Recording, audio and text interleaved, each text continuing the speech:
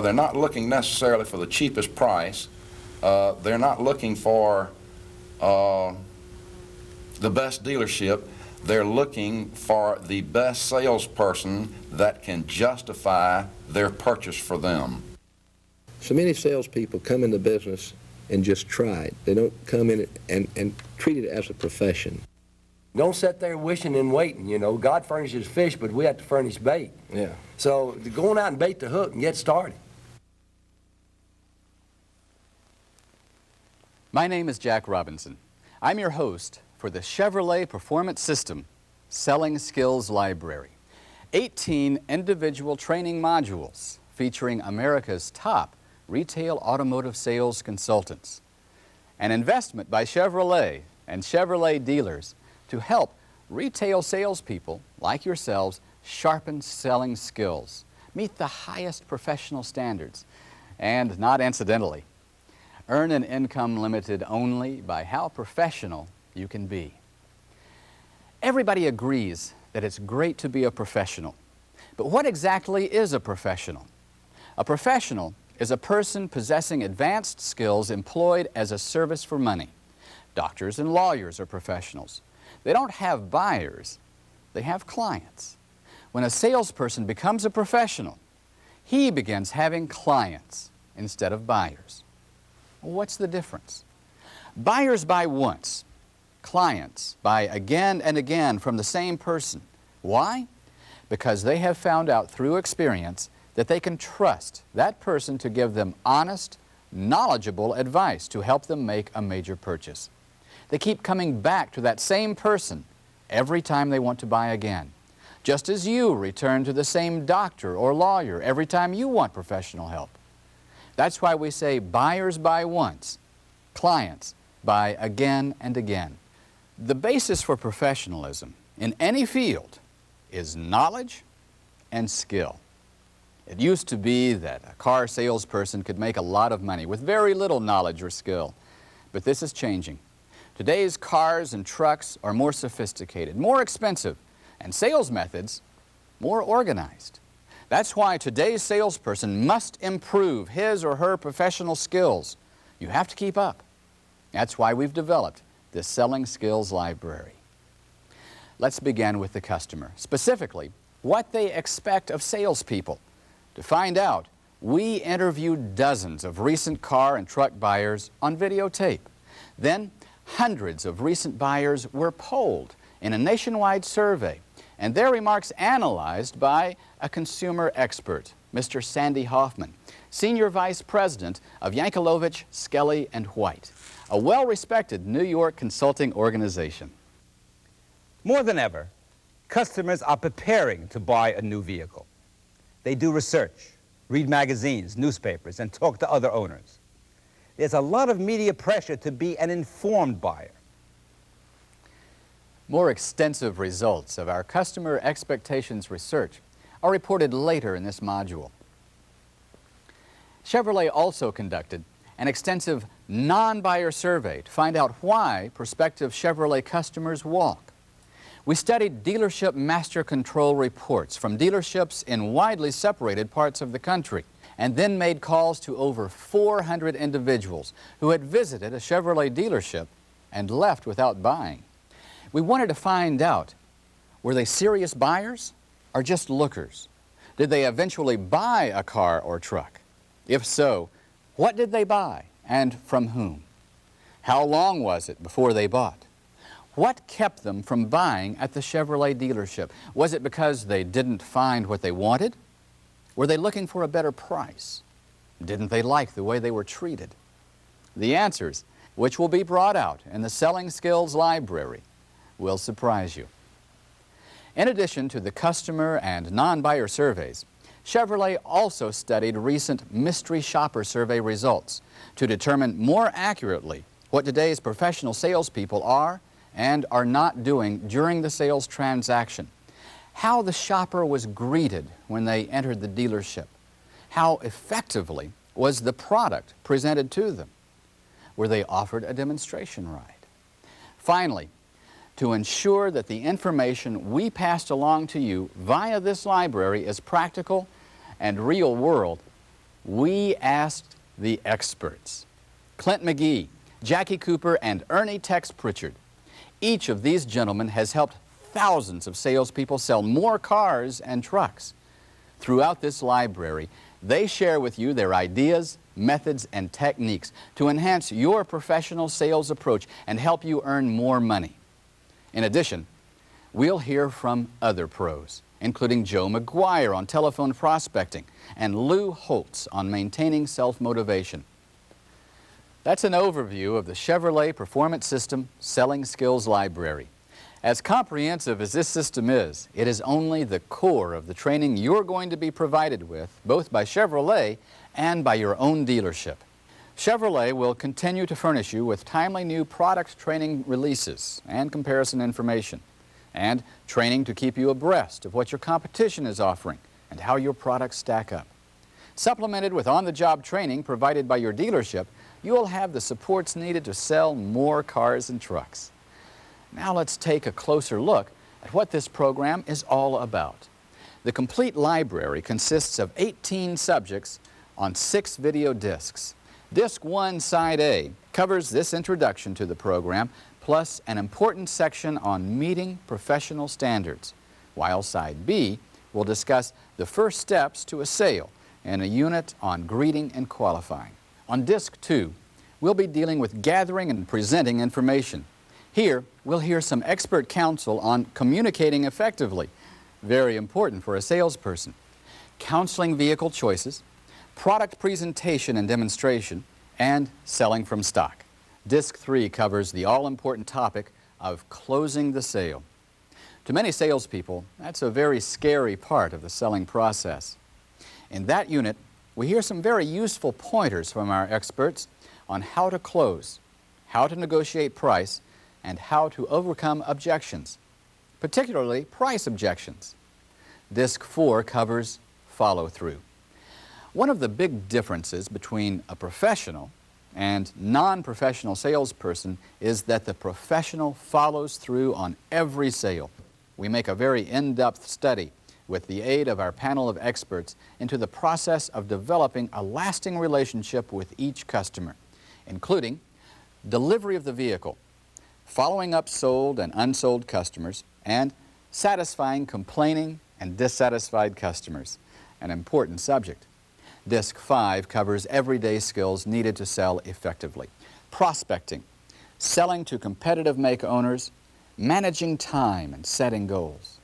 Important subjects on which our experts provide plenty of sound counsel. Disc 6, the last of the series, covers training and motivation and includes a motivational segment featuring Lou Holtz, the well-known coach at the University of Minnesota. Salespeople do need inspirational support from time to time because selling cars and trucks is a cyclical thing with plenty of ups and downs. But training and professional discipline, together with the right mental attitude, can help you smooth out the rough spots. The Chevrolet Performance System Selling Skills Library. 6 hours of the best experience, methods, and techniques to help you strengthen your skills, sell more, increase your income, and demonstrate your professionalism. The material and techniques offered here provide a foundation on which you can develop your own particular selling style, one that you can be comfortable with, and one that complies with the policies of your own dealership. So take what is offered, study it, work with it, practice it. Use it to help you strengthen and sharpen your professional selling skills. With that in mind, let's begin with Module 1, Meeting Professional Standards. In today's highly competitive automobile market, no salesperson can succeed without taking steps to earn customer satisfaction, not only with the product itself, but with the entire buying and ownership experience. That begins with an understanding of the expectations of today's customers, with Sandy Hoffman. More than ever, customers are preparing to buy a new vehicle. They do research, read magazines, newspapers, and talk to other owners. There's a lot of media pressure to be an informed buyer. This whole pre-purchase process is what makes up our first general category, customer shopping.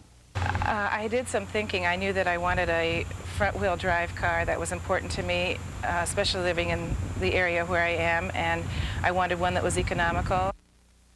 According to our national survey, 2 out of 3 buyers have some idea of what they want before they start visiting dealerships. Along with being better prepared, today's buyers also do more shopping in the process of selecting a model.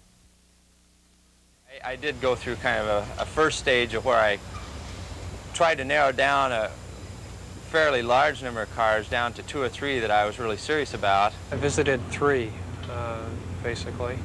It was a Ford dealership, a Chevy dealership, and a Buick dealership. In our national survey, we found that 3 out of 4 buyers actually shop multiple dealers before buying. Most are simply trying to select a model. But there's another point to consider. 3/4 of your customers have either already been to another dealer or are on their way to another dealer. And the competition is fierce, not only between products, but also between salespeople. You may have only one chance to sell a customer. That's why the follow-up phone call is so important. It gives you that extra chance to bring that customer back. The last stage of customer shopping is finding the best price. At this point in the process, the customer has already done research, shopped several dealerships to select the model, and now is ready to buy if the price is right. How a salesperson reacts to a buyer at this stage in the buying process is very important. I went into another dealership, and he wanted me to meet his boss. I was not interested in his boss at all. I was interested in buying a car at the lowest price possible. If many customers seem to want to cut through your presentation and get to the bottom line, that's because nationally, half of all buyers shop multiple dealerships for price considerations. However, even though customers may think they know what they're willing to pay, your sensitivity and professionalism at this point are very important.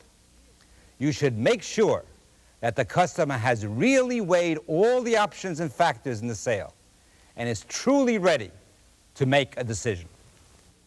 With that view of what the customer does before making a buying decision, let's turn our attention to the customer expectations during the sales presentation.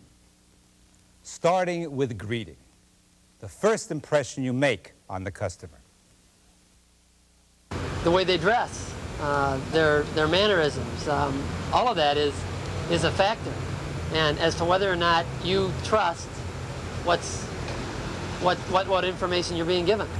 Which made me ill at ease as a professional myself. I think the old saying, you are what you look like you are, there's a great deal of truth to that. I'm basically uncomfortable dealing in high finance with someone who doesn't really look like they've enjoyed the benefits of high finance. Clearly, appearance, neatness, and professional mannerisms make a difference to today's buyers. Your clothes and manner should say, yes, I am a professional, yes, I can be trusted to provide accurate information, and yes, I handle $10,000 to $15,000 transactions as a matter of everyday business. After your initial appearance, how do customers expect to be greeted in the showroom? 9 out of 10 customers feel a welcoming and friendly greeting is significant. They like the salesperson to be attentive and ready to provide assistance. This kind of approach seems to put many customers at ease and make them more receptive to qualifying questions. Ask me about my driving experience. I thought it was a good way for me also to question myself to see if this particular car would be the right choice for me. Even though they might have a model in mind, 6 out of 10 customers want the salesperson to recommend a model that fits their needs. This may be nothing more than having you, a transportation expert, reconfirm their selection. In addition to receiving a professional greeting and being shown some specific models, customers expect salespeople to have thorough product knowledge and related knowledge, especially in 3 areas. Warranty terms and conditions were rated most important 75% of the time. Knowing the available inventory was rated most important 70% of the time. Finally, knowing the options and their advantages was rated most important 65% of the time. Customers want value for the dollar, and they expect you to prove it to them. Another area of the sales presentation rated consistently high by nearly all customers is the demonstration drive. Yes, we were offered a demonstration drive. He went over everything about the car and how the car operates, and he really filled me in on what I was buying. I think that probably did it in the long run. The demonstration drive remains the strongest point in your sales presentation. What I term as a high-pressure salesman. Some of the most pointed and strongly felt customer opinions were expressed in the area of high pressure versus aggressive selling. Let's hear how buyers make that distinction. Is one that comes up to you and immediately says, what do I have to do to make you buy this car right this minute? High-pressured salesperson very seldom listens, is always telling, and very seldom knows when to stop and to let go. If you're trying to get someone to buy something, you find out what their needs are and you cater to their needs. You don't push them into something you want to sell them into. So that an aggressive salesperson listens to what you're saying and reacts to it in his mannerisms. He knows when to stop. These customers have made some fairly clear distinctions between aggressive and high-pressure selling.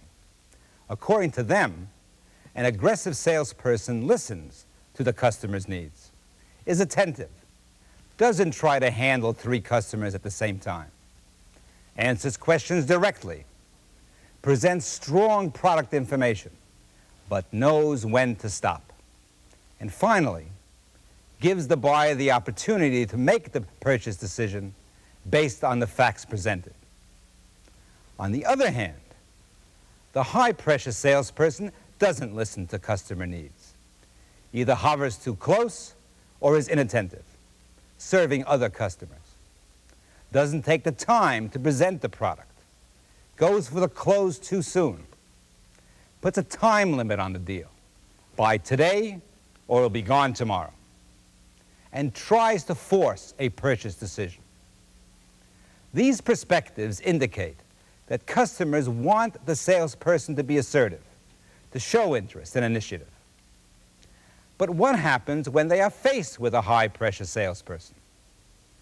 The survey results show 8 out of 10 men and 9 out of 10 women react very negatively when a salesperson uses high-pressure tactics. Another aspect of professionalism that was highlighted in our survey was the delivery. He stood with us and went through the booklet that probably I would have been at home 2 hours reading, and he summed it up in 15 minutes, everything we needed to know. By the time I'd gone back, there were a lot of things peculiar to the car that I'd forgotten from the previous time that I'd gone for a test drive. Customers expect the salesperson to be present at the time of delivery. They also appreciate a complete checkout of the vehicle operation. This is an especially strong point with buyers under the age of 25. 8 out of 10 in this group want an explanation of the vehicle features at the time of delivery. The last area of sales presentation our surveyed customers discussed was post-delivery follow-up. Overall, 6 out of 10 customers and 7 out of 10 customers under the age of 25 thought the follow-up phone call was very important. Your concern is reassuring, and with ongoing follow-up, you become more than a salesperson. You become a trusted professional. You've heard a lot about what customers expect from the buying experience. We know they are shopping more. They do research, visiting multiple dealers for model and price. They know the competition for their dollar is tough, so they appreciate follow-up efforts. Specifics about the sales presentation also emerged. Customers expect a courteous but not smothering greeting. They expect you to know at least as much about the product as they do, and a lot more about warranty, finance, and available inventory. They also generally want a demonstration drive before they'll negotiate. A preference for aggressive over high-pressure selling. A preference for the salesperson to be in control during negotiations. A desire for a full explanation of vehicle operation by the salesperson at delivery.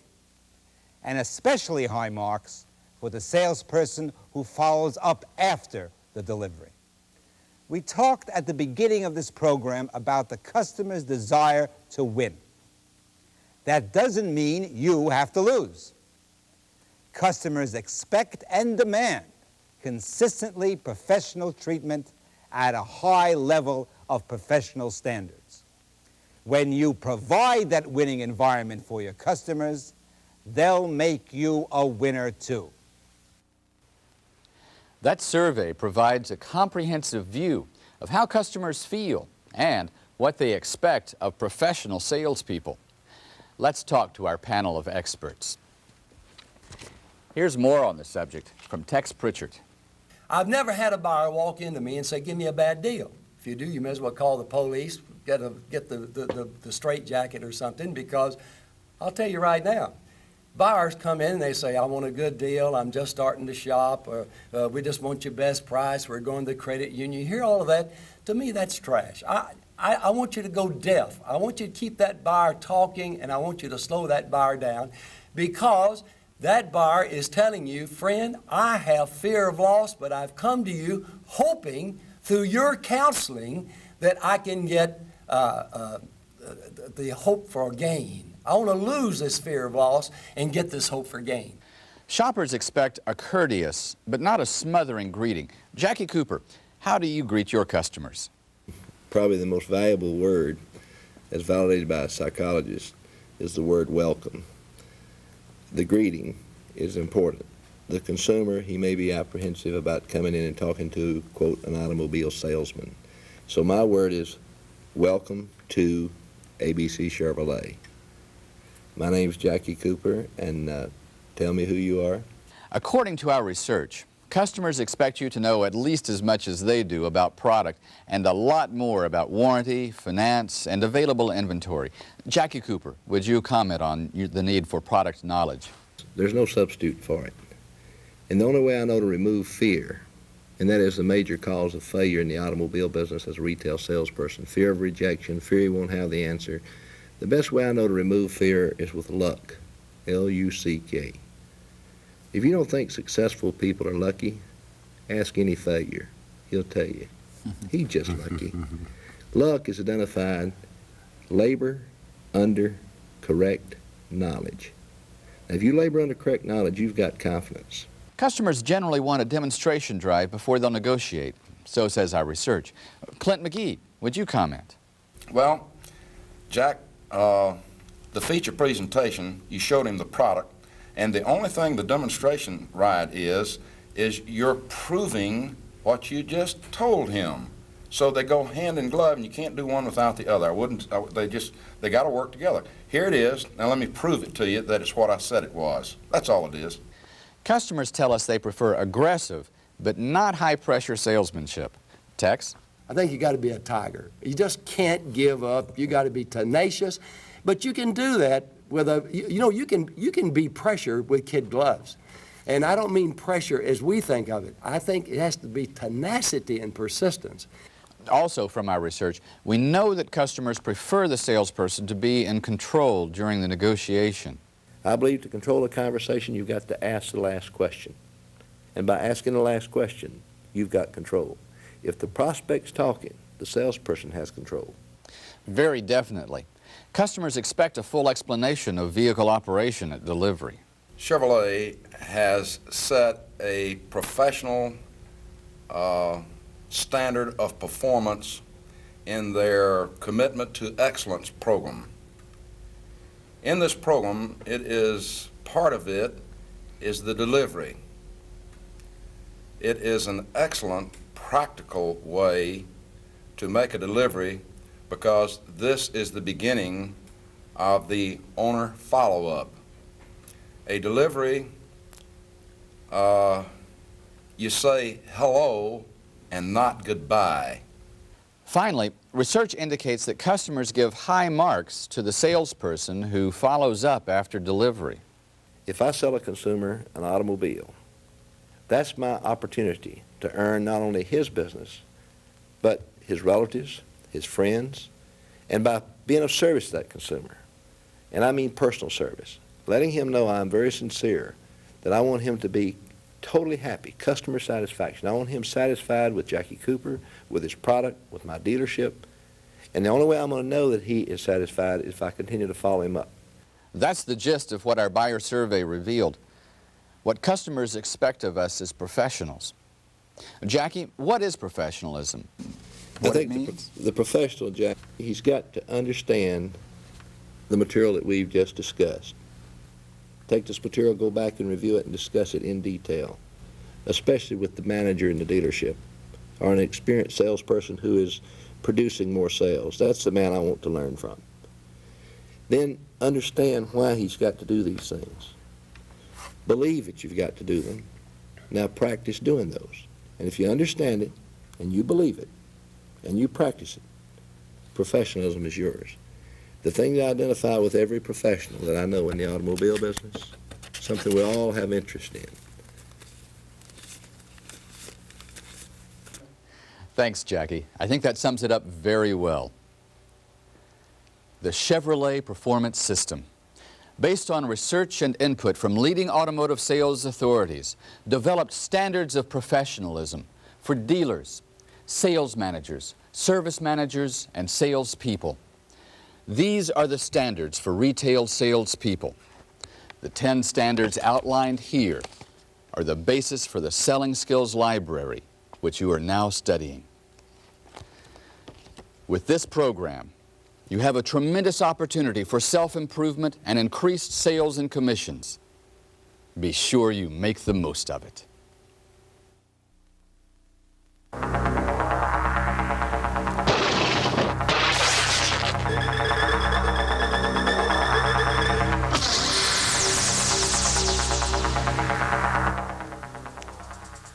They say, "Can I help you?" That is what a clerk says, and that is not professional. Greeting the customer is like the start of a race. Those first few seconds are all important, for it's then that the customer forms his first and lasting impression of you as a salesperson. The moment you walk up to the customer, that customer is asking himself or herself, is this salesperson the kind of individual I want to buy from?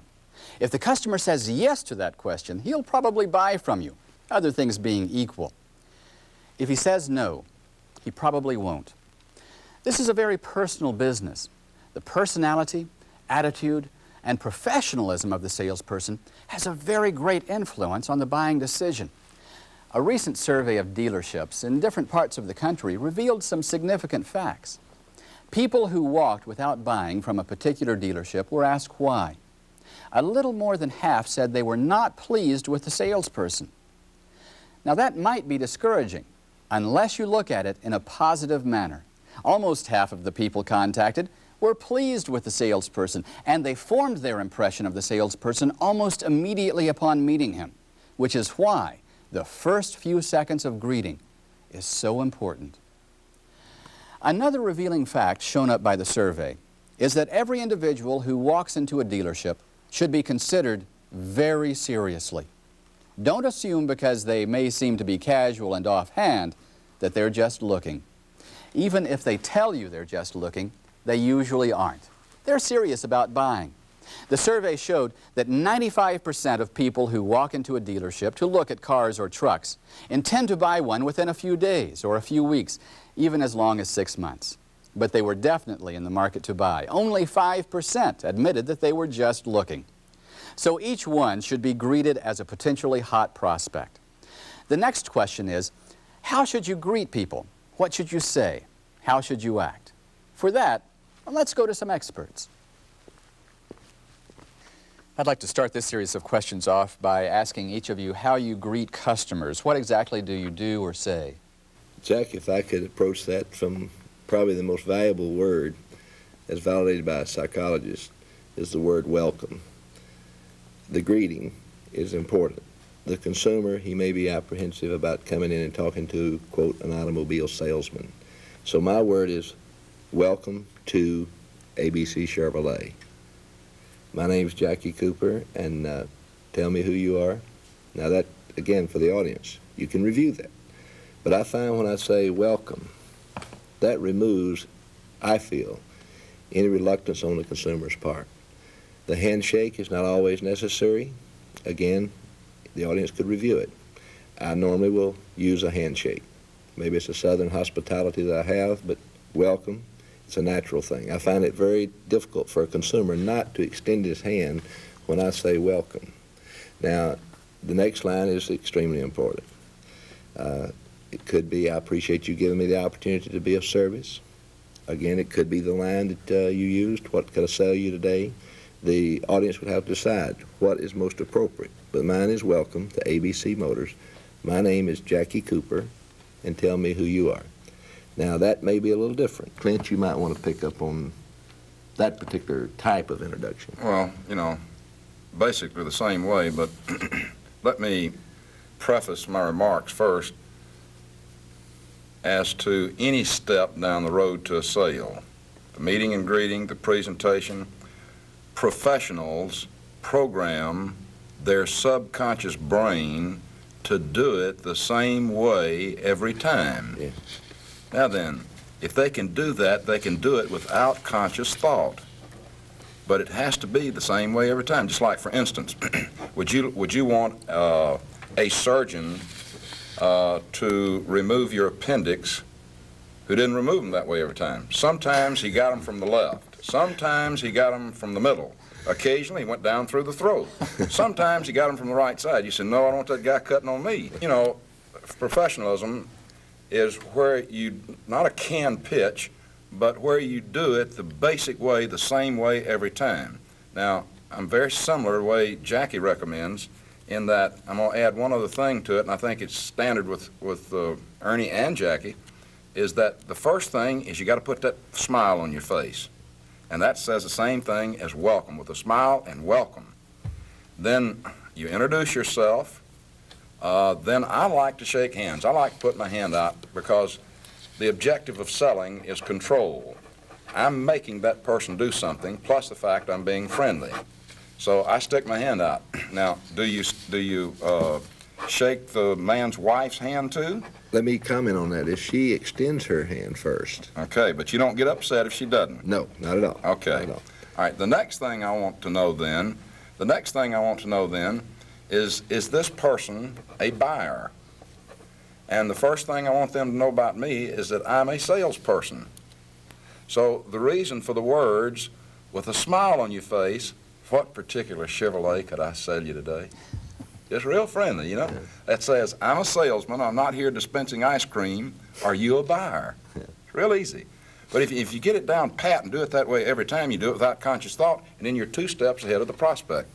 So you're talking about a particular procedure that you've practiced and that you're comfortable with. That is correct. That goes back to Ernie's Texas first 54 seconds. You better have it planned. Yeah, the 54 seconds is the most important thing. But here's something I think we have to realize. You got a customer coming in that's saying, take my money, but convince me. I'm afraid I'm not going to get. That's when I make the statement. I never had anybody walk in the door and say, hey, I'm here, give me a bad deal. So I know that I'm going to have to approach this in a professional manner, slowly, poise, and watch your speed of speech. Don't come on, welcome, come right in here. How you doing, old friend? You know, don't do that, all that kind of business. That scares the pants off of people. Don't do that. Come in a nice, friendly way. You know, it would scare me to death if I'd go in a doctor's office and he'd walk out with blood all over his coat and saying, hey, are you next? I'd say, no. You know, I'd want to get out of there. What I'm saying, Jack, what I'm reading from these two fellows, and I've been to both their seminars, that's where I learned this, is the fact that we're saying be a pro, be professional. Mm-hmm. If we're ever going to raise our standard of excellence, it starts with the sale. And that first 54 seconds is so tremendously important. Come on to the customer slowly until you've won a friend. It'd be just like a young man that's courting a pretty girl. If he walks up to her, he don't grab her and kiss her first. He asks, he's got to earn the right. Well, now there are some exceptions to that, I guess. But you've got to earn that right, and you got to earn that right from the customer. I've got to earn the right to earn their business, and I can't do it if I'm moving too fast, too quick. How do you establish a common ground with a potential customer? What I like to do, if we're near his car, which I strongly recommend that you do, because he will talk more around familiar surroundings. Some of the things I like to look at is the gas gauge. Is the gas tank full or empty? Look at the trunk. Has the trunk been cleaned out? Look at the glove compartment. Has it been cleaned out? Is there wear on the back seat? Like, for instance, you sure gotten a lot of use out of this car. Do you have any children? Mm-hmm. And then I'm beginning to talk to him about something that he is familiar with. We see maybe a golf ball in the well of the tire well in the trunk, the spare. By the way, you're a scratch golfer? Where do you play, And you just ask these questions, and all of a sudden, this person starts relaxing and says, well, this is a pretty neat guy waiting on me. Uh-huh. He's interested in me and my family. And then it just goes into other things, but just little things like that you look at. I would raise the hood. I'd look under, see if there's anything, if maybe it's got a new battery. If it's got a new battery, I say, man, the used car manager's going to love to see this. Say something good about his car. And by the way, how did you keep the chrome so neat on this car? Mm-hmm. He loves this car. He's attached to it emotionally, and you pay attention to him and you find out a lot of things real quick, right on the meeting and the greeting, and it puts him at ease. Jack, I think it'd be important that those that are in the audience viewing this material keep in mind that everything is not going to go just as you plan it. Example, I was recently in a Chevrolet store in Nashville, Tennessee, and I used a similar question as Clint just referred to. I said, and what are you driving now? And the young fella almost, you could see the shame in his face. He looked down at his feet and he said, Vega. And I said, a Vega? Yeah. I said, what model? 74. And I said, well, I've got a man that's interested in buying a Vega. Well, he just was reborn. You got a man that wants to buy a Vega? Come out here and let me show you my Vega. Well, now again, that was the illustration to let him lead me. Mm-hmm. But in the illustration, I'm trying to expose, it's not going to go planned every time the way that salesperson that's reviewing this material, he says, well, that's easy. It's going to work that way every time. The day's filled with surprises. And I was taught as a young salesperson, the person who can improvise is the man that will always succeed. So you have to improvise by reviewing some of this material, maybe stopping and discussing it in detail with the sales manager or another successful salesperson. Thank you very much, gentlemen. Clint, any final comments on greeting? The greeting, as any other step down the road to a sale, should be done professionally. And you do that by doing the right things, the things that me and my colleagues here have discussed today. And as long as it's comfortable with you, just do it the same way every time. Thanks, Clint. On the road to a sale, your first impression tells your customer that you're a professional salesperson ready to earn his or her business. There are 4 important steps that should become habit.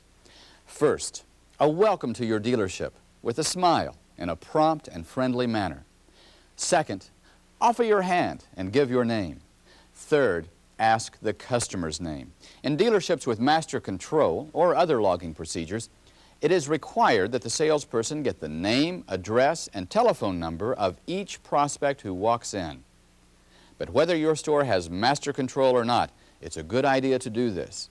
It enables you to follow up the prospect if he fails to buy and walks. By knowing how to reach him, you give yourself at least one more chance to close the sale. Fourth, Ask a question to start the qualifying process, such as Clint McGee's, "What particular Chevrolet can I sell you today?" Or as Jackie Cooper says, "How can I be of service today?" Or better yet, one that you have found both comfortable and easy to use. Once the greeting phase is completed, the selling process moves to qualifying. Qualifying is an investigative process that begins right after the greeting and continues throughout the entire transaction. By asking open-ended and detailed questions and listening to the answers, a salesperson takes control of the situation and proceeds to find out the information needed to make the sale.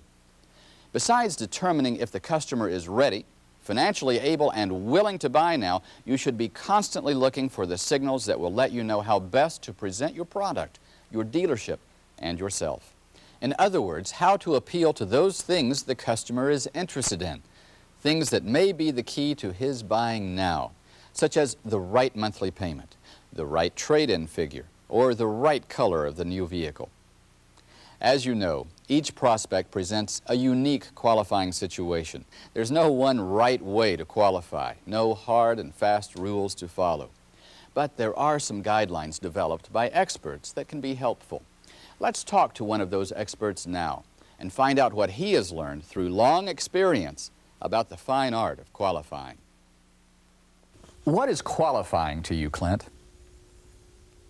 Qualifying, to me, is the basis of a sale. Qualifying is finding out what or why the prospect is buying. It's just that simple. And it's easy to do, and it should be done immediately after the meeting and greeting, because you can't do the other steps to a sale until you've qualified the prospect. That's what it is. How do you go about finding out what a prospective buyer is looking for in a new car, his needs, wants, and expectations? Well, people buy for one of four reasons. You have a need buyer, you have a prestige buyer, you have a love buyer, and you have an excitement buyer. Now, everybody will fall in one of those four categories.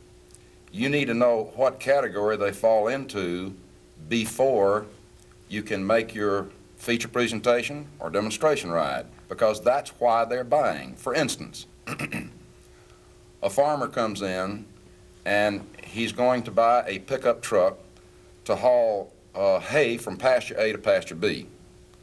Okay, once you find that out, and you find that out by asking questions, once you find that out, what are you going to talk to him about when you make your feature presentation? You would talk to him about economy, durability, warranty, and how he will earn his living, because that's why he's buying it. Now, most of the people are prestige buyers. They buy something they really don't want, they really don't need, but they want. So what we've got to do then is associate the product as to where it will be seen, because that's why he's buying it. Then you have the love buyer, and just to make a little quick analogy, you have never seen a soap commercial on TV that did not associate that product with a woman's husband or her children. And it gets in her subconscious, and they associate the product with someone she loves. That's how they sell their product. All right, men are that way also, and when you're making a feature presentation, you should show him how his wife is going to benefit by him buying this car, or how the safety of the back seat is for his children, and then that takes the guilt off of him and says, aha, I'm not buying it necessarily for me to satisfy my own ego. My wife is going to enjoy it, and my children are going to enjoy it. Now, how did we find out those things? We found out those things by qualifying to find out that he had a wife and children. Then, of course, you have the excitement buyer. For instance, the fastest that you can go in the United States today is 55 miles an hour. Did you ever wonder why the speedometer says 85? It's exciting to sit behind the wheel of this vehicle, this car or truck, knowing that you can break the law, you know? Once you find these things out, then when you make your feature presentation, you can make it in terms of why they're buying and what they want to hear. We call that selling, and it doesn't occur until you qualify them. Along those same lines, how do you respond to "I'm just looking," and what do you do to gain control of that situation? Well, you have to understand why a person says that. So they come in and they say, "I'm just looking," to put the salesperson on the defensive. So what they're really saying is that, let me know the price first, and then I'll tell you whether I'll buy or not. So as a result, they come and say, "I'm just looking." And I think if salespeople could understand that and take the customer and don't be pushy with them, but just be nice to them and ask them some questions. You don't have to say, "Well, let's look together," anything like that. You say, "Okay, what are you looking for in the way of, is it economy? Will you use the car to and from work? What would you use the car for?" Anyhow, when they say, "I'm just looking," what they're trying to do is put the salesperson on the defensive. How do you qualify on ability to buy? Here again, asking questions like, what was your payment on your present car? How long did you finance it? Where do you work? Based on where he works, you can find out approximately his income range based on where he works. If you find out that he is a doctor or a lawyer or a professional person, you know what his income is approximately, and knowing their job will guide you in the kind of car or truck they might be interested in. And then another thing you find out in qualifying, if in the event this person is on an emotional high, and they always are when they come in and look at a new car or truck, they're on an emotional high, and sometimes they will have a tendency to overbuy. Now, if that occurs and the guy's just really hot for your product, what you could do is think in terms of, well, maybe if this is not a retail deal, maybe I could put this man on a lease, and the payments would be $100 to $150 a month less, and he can have the product he really wants then. So think lease at the same time you're qualifying. Why is it valuable to make the positive assumption that a customer will want to trade his car in, and what can you do to lead him in that direction? Well, I think that everybody wants to trade their car in, but what you have to understand is that most people do not need a new car or truck. To get him to trade his car in, you have to justify his purchase for him the way he's done. And what he does before he comes in your dealership, he has to have an excuse to buy something he does not need but he wants. He'll never admit that. And what excuse does he use? He uses repairs, reconditioning, all these kind of things. And he does this maybe 2 or 3 months before he ever comes to your dealership. He says, you know, if I keep this vehicle I'm presently driving, I'm going to have tires. That's going to cost me $250. It needs a ring job, or maybe a major engine overhaul. It's out of warranty, it's using oil. That could cost me $500 or $600. It needs brakes reline, it needs shocks, it needs a paint job, all these kind of things. And he builds up a big repair bill in the back of his head saying, you know, if I keep this car, it's going to cost me about $1,000. The only thing the salesperson has got to do when he comes in is in qualifying him, the first thing he needs to do immediately after meeting and greeting, if the man does have a trade-in, you immediately go to his trade-in and start looking at his trade-in. And you make nice comments. Don't make any derogatory remarks about a person's trade-in. Say, you know what, man, you sure are smart to trade. You know, you're not going to have to put tires on the car. And if you did, that'd cost you a couple of hundred. And by the way, is it using oil? It is. Well, we'll take care of that too. You know, you sure are smart to trade. Now let somebody else handle all these repairs and reconditioning for you.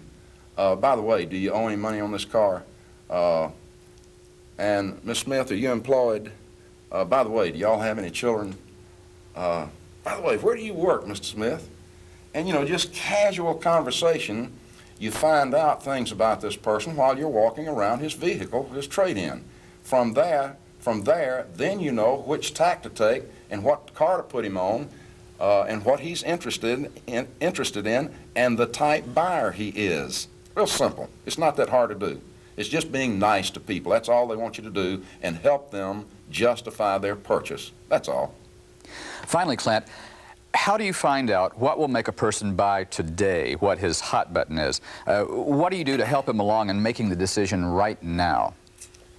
Well, it is my opinion to get a person to buy today, you've got to find out why he's buying, because we know that it is one of the most difficult things in the world for a person to go commit himself or herself for 4 years on a car, truck, to say now I'm going down and commit myself for $300 a month or thereabouts, $250, $300 a month, whatever.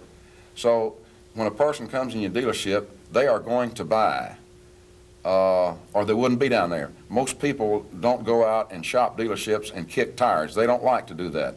So what they're looking for, they're not looking necessarily for the cheapest price. They're not looking for the best dealership.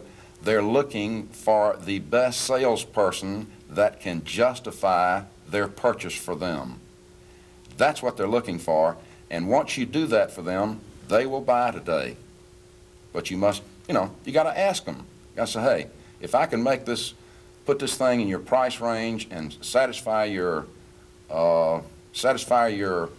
monthly payments and work it in your budget and what have you, could you see your way clear to go ahead and take it today?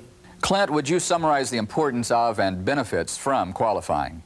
Jack, the importance of qualifying and the benefits of qualifying, I think, is the basis of professionalism. And I also believe that there are 3 things that you derive from qualifying. Number 1, you find out their ability to purchase. Number 2, you find out why they're buying, and you cannot present your product in terms of benefits unless you do that. And thirdly, the last thing you need to know, is he a hot prospect? Is the prospect going to buy today? These are the things that we find out from qualifying, and it is a must in the road to a sale. If you don't do this, you just can't say that you're a professional. So, qualifying is a must. As Clint said, qualifying is a must. What you learn during the qualifying phase tells you how to proceed with the product presentation and demonstration phase, and leads directly to the close. In addition to what Clint has told us, our mystery shopper research suggests some key indicators of what constitutes an effective qualifying process. From almost 1,000 shopping contacts in all parts of the country, they determined that the most successful salespeople cover these steps in qualifying every customer. They determine the specific model the customer desires and determine the customer's trade-in. They ask questions to identify the customer's basic need for a vehicle, determine his current gas mileage, annual miles driven, family size, and passenger number. They inquire about whatever competitive shopping the customer has already done. Answers to these questions, asked during the all-important qualifying phase, not only tell them what particular vehicle to concentrate on, they also tell them what features and benefits to stress during the product presentation and demonstration that follows. Let's sum up what we've covered in this unit on greeting and qualifying. In the greeting phase, those first few seconds with the customer are, as the most important ones you'll spend with them. They allow you to make a friend of the customer, to get on a personal basis and begin building a lasting relationship. From our research, we found out that no matter how casual a customer may appear when he or she walks in, you cannot assume that they aren't serious about buying.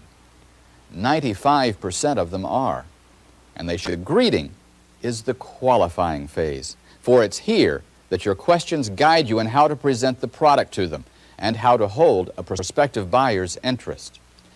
Together, greeting, and qualifying are the foundation on which all the rest of your presentation is built. The stronger that foundation is, the more likely you are to build to a successful close and sale.